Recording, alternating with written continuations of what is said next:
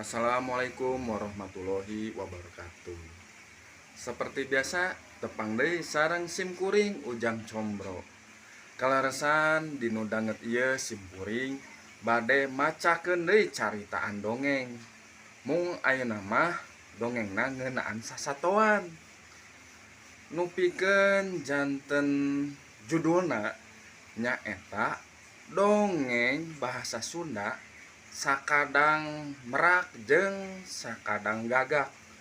Mangga atuh ka pamiarsa wilujeng didangukeun.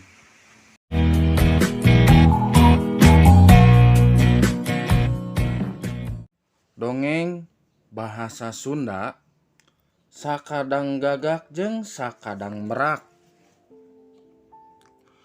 Dina hiji leuweung kacaritakeun aya sakadang gagak nenjo sakadang hangsa di talaga nu aya di tengah-tengah leuweung.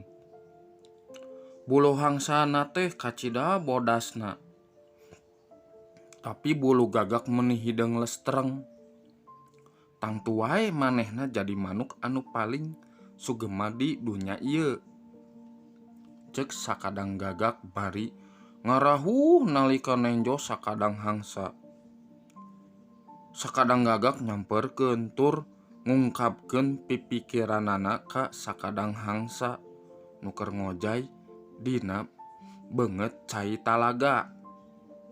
Tuluy sakadang hangsa nyarita, "Kuring rumasa jadi manuk anu paling sugema di ieu dunya, tapi ku kituna teh nepi ka kuring ningali sakadang ekek anu miboga bulu dua warna." Sanggeus ngadenge omongan sakadang hangsa, sakadang gagak tuluy hiber neangan di mana ayana sakadang kakak tua teh. Sabab dina pikiranana ayeuna manuk anu paling sugema teh nyaeta sakadang ekek. Nalika manggihan sakadang ekek anu keur aya dina tangkal, sakadang gagak nyamperkeun. Tuluy sakadang gagak teh nyaritakeun pipikiranana sarua jiga nyarita ka sakadang hangsa. Tapi sakadang kakak tua teh henteu panuju. Manuk anu paling sugema mah nyaeta merak. Tingali we buluna oge loba pisan ku warna-warna.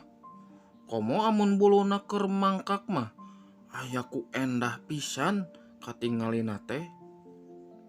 Sakadang gagak ungeuk tanda panuju kana omongan ti sakadang ekek. Sakadang gagak tuluy hiber deui. Ngan ayeuna mah hiberna rada jauh. Lantaran ceuk beja mah sakadang merak ayana di kebon binatang, lain di leuweung. Sanajan jauh ge anger dijugjuk ku sakadang gagak. Bakatingku panasaran jeung hayang nepikeun kamandangna nu aya dina pipikiran ka sakadang merak. Barang nepi ka kebon binatang, sakadang gagak nenjo loba jelema anu aya di sabudeureun sakadang merak. Sakadang gagak henteu langsung nyamperkeun. Dan ningali jelema-jelema teh rob wae daratang nepi ka sorenakeun. Nalika jelema-jelema geus pada eueuh, sakadang gagak teh nyamperkeun ka sakadang merak. Manehna tuluy netelakeun kamandanganna yen sakadang merak teh minangka manuk anu paling sugema nu aya di dunya. Malah mah sajagat raya ceuk kuring mah, sakadang gagak ngimbohan kalayan tandes. Ari ku kituna mah kaharti ku sakadang gagak oge lantaran kaendahan bulu anu dipiboga ku sakadang merak. Malahan geuningan loba jelema anu pada nyakseni tur panuju kana kaendahan bulu sakadang merak teh. Lamun kuring mah henteu kitu sakadang merak. Kuring mah nalika embol katingali ku jalma ge loba nu langsung pada ngusir ka kuring, cek sakadang gagak. Sakadang merak oge rumasa pernah boga pipikiraneun yen manehna teh nyaan minangka hiji-hijina manuk anu paling sugema nu aya di dunya.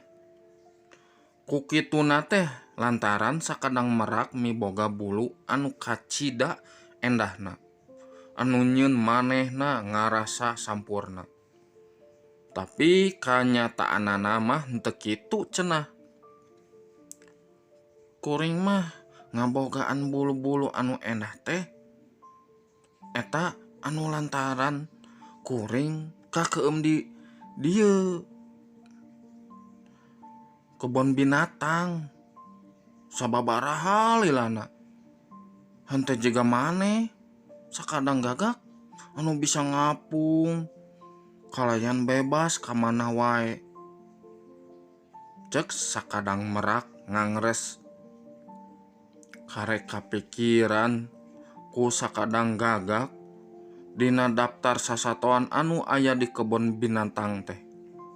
Horeng manuk gagak hungkul nu eueuh.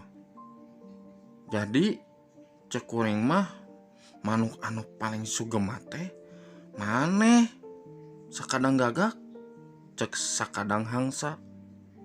Sanggeus ngadenge omongan kitu, sakadang gagak teh ngapung ka jauhna lir taya deui bang baluh dina jero pipikiranana. Kalayan teu eureun ngedalkeun kecap syukur. Tah sakitu pamiarsa dongeng carita ti Ujang Combro anu pikeun ngeunaan sakadang gagak jeung sakadang merak tea. Kumaha kahibur? Atur nuhun atos kahibur mahnya pikeun sumanget ka Ujang Combro kanggo engke kapayuna midangkeun deui caritaan dongeng anu langkung sae.